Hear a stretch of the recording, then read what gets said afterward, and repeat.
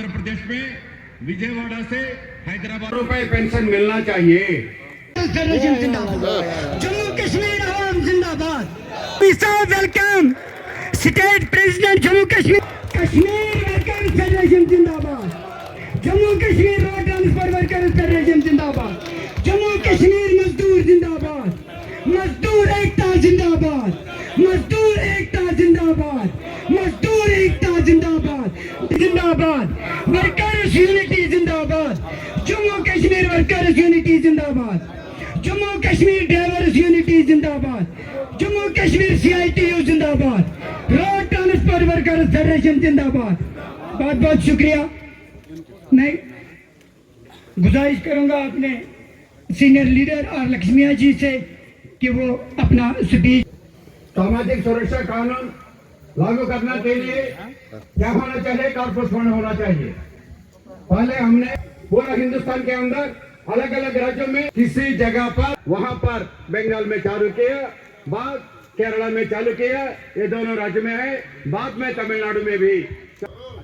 ये सारा देखते हुए कितना खर्चा आ जाएगा?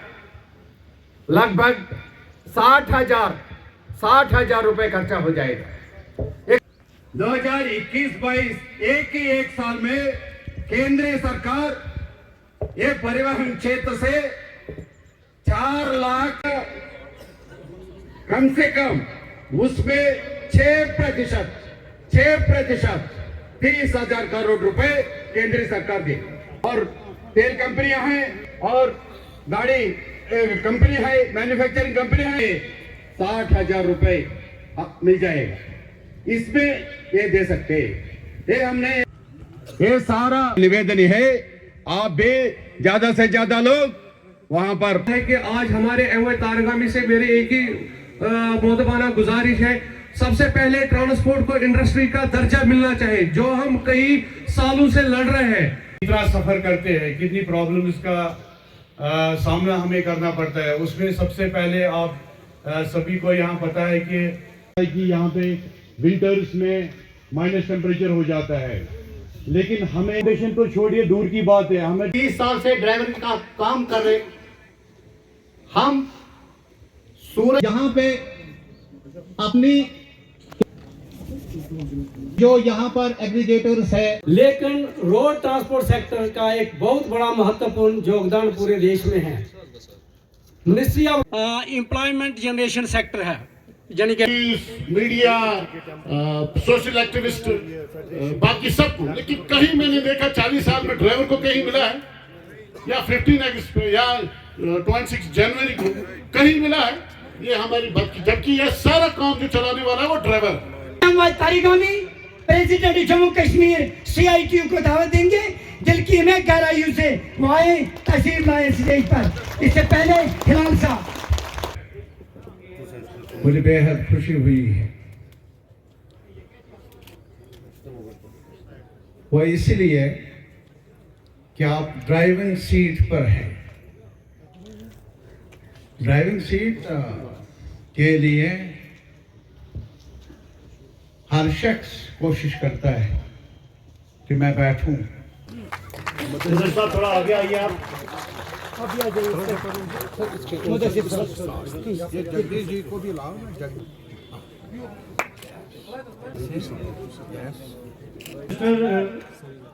यूनिस साहब, महत्वपूर्ण सेक्टर, इतना वाइटल सेक्टर आज मोदी आर लक्ष्मయ్య, राष्ट्रीय महासचिव all India road transport workers federation. ये परिवहन क्षेत्र का हालत बहुत खराब हो गई केंद्रीय सरकार की गलत नीतियों से कारण। इसीलिए ये परिवहन क्षेत्र को बचाने के लिए, रोजगार बचाने के लिए all India road transport workers federation ने कॉल किया।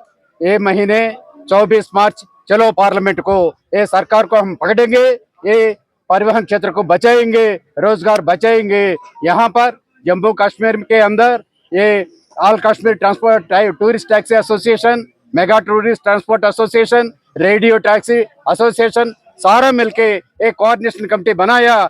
ये भी all India road transport workers federation के साथ चलने के लिए सम्मति दिया और चलो पार्लियामेंट में भी भाग लेने के लिए वो भी तैयार है। इसलिए मैं all India road transport workers federation की ओर से वो सब नेताओं को अभिनंदन करना चाहता हूँ। आपके सामने रखा कि road transport workers federation all India की तरफ से ये आए हैं यहाँ, और हम इनके शुक्रगुजार हैं।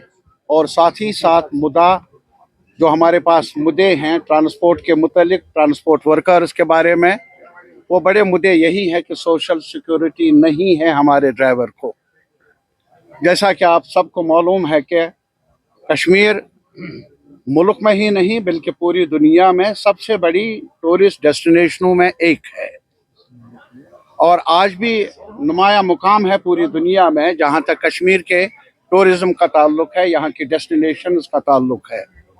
लाजमी तौर पर उनको उनके देखभाल करने के लिए उनको मुख्तलिफ डेस्टिनेशंस होटल्स तक ले जाने में जो हमारे ट्रांसपोर्टर्स हैं, ड्राइवर्स हैं, उनका एक कलीदी रोल है, इम्पॉर्टेंट रोल है।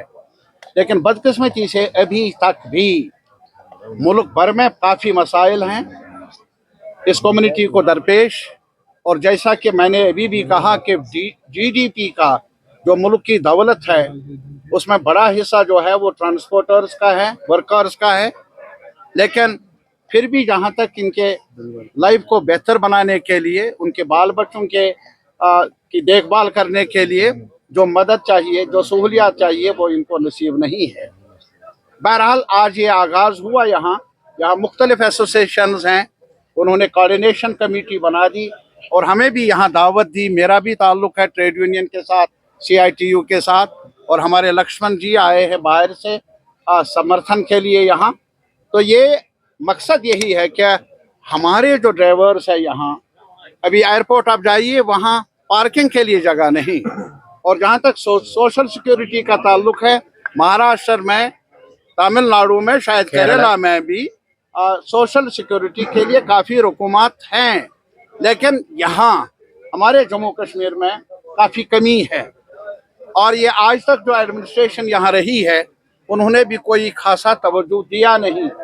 अब जबकि नई सरकार बनी है तो हमारे तवक्कात हैं हमारे ड्राइवर्स की तरफ से, जो ट्रांसपोर्ट को चलाने वाले लोग हैं, कि हमें भी सोशल सिक्योरिटी मिले, हमें भी जो हमारे रहन सहन के, हमारे बच्चों के जो मामलात हैं, मसाइल है, उनको भी हल किया जाए, उस तरफ भी तवज्जो दी जाए। और मैं मरहबा करता हूँ यहाँ के मुख्तलिफ एसोसिएशनों को कि उन्होंने एक साथ मिलकर काम करने का फैसला किया, एक साथ मिलकर अपने मुतालिबात को लेकर जद्दोजहद जारी रखने का फैसला किया। और CITU की तरफ से मैं ऐलान करता हूँ, यकीन दिलाता हूँ इन सभी एसोसिएशंस को, कोऑर्डिनेशन कमेटी को, कि जहाँ तक CITU का ताल्लुक है, centre of Indian trade unions का ताल्लुक है, हम इनके साथ रहेंगे ताकि इनके मसाइल हल हो जाएं। इनके रोज़गार के बारे में जो ज़रूरी सोशल सिक्योरिटी का होना जो मौकूल हो वो भी मिलना चाहिए इन्हें। बाकी जो पार्किंग की सहूलियात, होटल्स के सामने बैठकर इनके भी देखभाल का सवाल, और भी कई मामलात हैं, उन मामलात का हल निकालने के लिए रास्ता एक ही है, एक साथ मिलकर आवाज़ उठाना, जिसका इयादा आज यहाँ इस बड़े कन्वेंशन में हुआ।